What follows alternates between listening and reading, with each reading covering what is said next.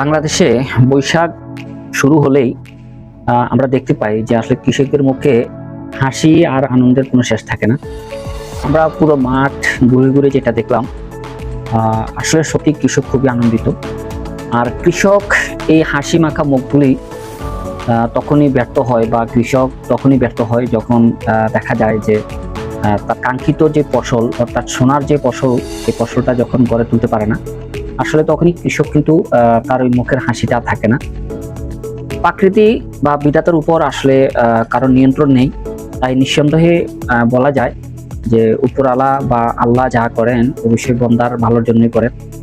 আমরা বড় মৌসুমে পুরো হাওড়ে ঘুরে ঘুরে যেটা দেখলাম, কৃষক আসলে খুবই তড়িঘড়ি করে, অর্থাৎ প্রাকৃতিক অবস্থা বেশি ভালো নয় বিদায় পাহাড়ি ঢল এবং বৃষ্টির প্রকোপ বৃদ্ধি পাওয়ার কারণে হাওরের যে নিম্ন অঞ্চলগুলো আছে বা নিচু যে জমিগুলো আছে সেগুলো অনেক সময় প্লাবিত হয়ে যায়।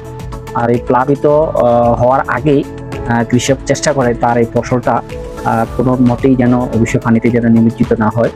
তাই কৃষক আপ্রাণ চেষ্টা করে জান প্রাণ দিয়ে যে অবশ্য তার ফসলটা যেন সে সংগ্রহ করতে পারে।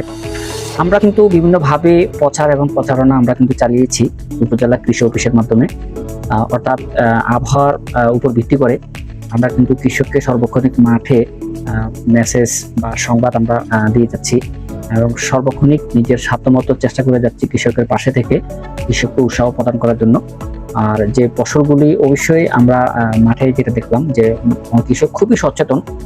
80% ধান কাটা হলেই কৃষক চেষ্টা করে যে অন্তর্পক্ষে ওই ফসলটা কেটে আনার জন্য। আর কৃষক মাঠে কিন্তু কঠিন পরিশ্রমের মাধ্যমে কিন্তু তার এই ফসলটা গড়ে তোলে।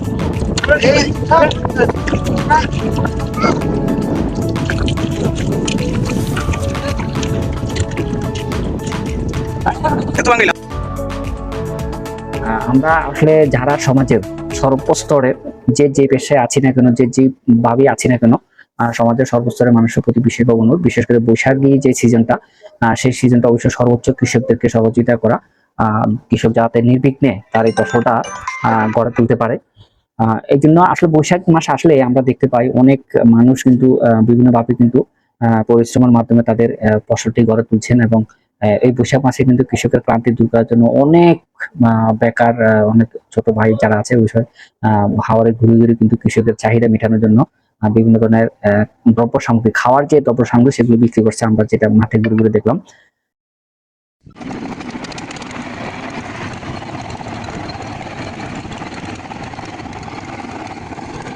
এটা সবচেয়ে আসলে হাওরে গেলেই বুঝে যায় আসলে কৃষক যে পরিশ্রম করে কিভাবে আসলে ধান সংগ্রহ করে।